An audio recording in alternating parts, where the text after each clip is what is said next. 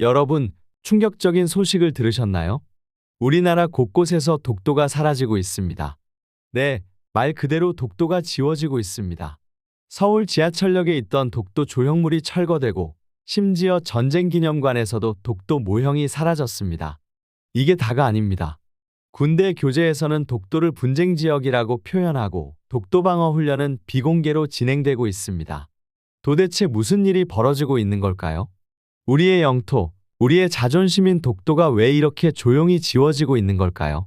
오늘 저는 윤석열 정부의 충격적인 독도 지우기 실태와 대일본 구려 외교의 진실을 파헤쳐 보려고 합니다. 여러분, 이 영상을 끝까지 시청해 주세요. 우리가 모르는 사이에 대한민국의 정체성이 위협받고 있습니다. 서울 지하철 안국역과 잠실역에 설치되어 있던 독도 조형물이 철거되었습니다. 이어서 국립전쟁기념관에서도 독도 관련 전시물이 철거되는 일이 발생했습니다. 이러한 연이은 사건들이 단순한 우연의 일치인지 아니면 정부 차원의 계획된 행동인지에 대한 의문이 제기되고 있습니다.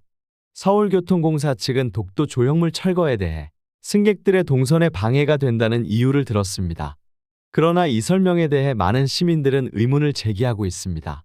한 시민은 그 조형물이 수년간 그 자리에 있었는데 갑자기 왜 문제가 되는 건지 이해할 수 없다라고 말했습니다. 전쟁기념관 측은 철거 이유로 노후화를 들었지만 이 역시 설득력이 떨어진다는 지적이 나오고 있습니다.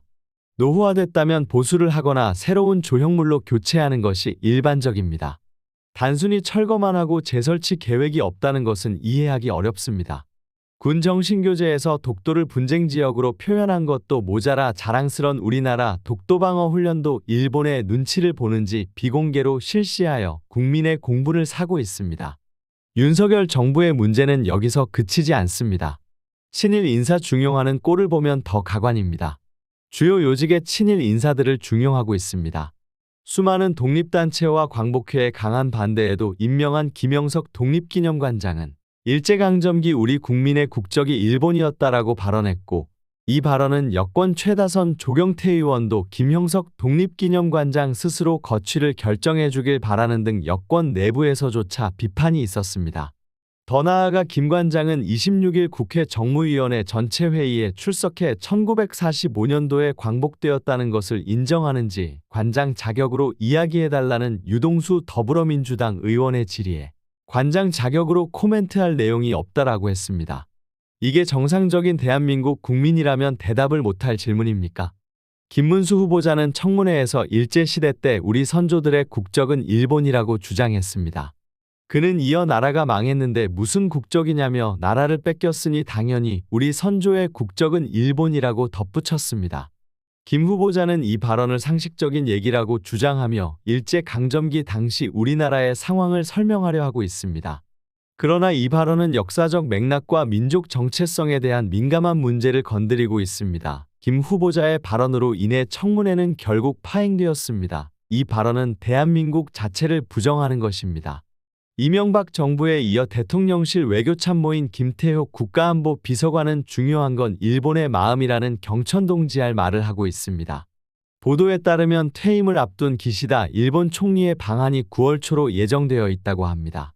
이에 대해 많은 우려의 목소리가 나오고 있습니다. 혹시 독도 영유권과 관련된 양보를 하려는 건 아닌지, hin일 군사협력을 더욱 강화하려는 건 아닌지, 퇴임하는 기시다 총리에게 무언가 선물을 준비한 건 아닌지 참으로 우려됩니다. 이러한 일련의 사건들이 윤석열 정부의 독도 정책과 연관이 있다고 의심할 수밖에 없습니다. 이는 단순한 우연이 아니라 체계적인 독도 지우기 정책의 일환으로 보입니다. 이 모든 합당한 국민적 대한 대통령실의 해명은 또 다시 국민을 기만하는 수준에 그쳤습니다. 없는 일을 왜 의심하느냐라는 식의 뻔뻔한 태도는 오히려 국민의 분노를 더욱 부채질하고 있습니다.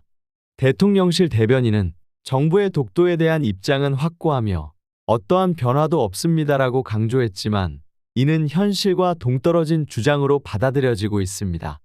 이는 국민들의 우려를 무시하고 오히려 야당을 비난하는 모습입니다. 더불어민주당은 강력히 대응하고 있습니다.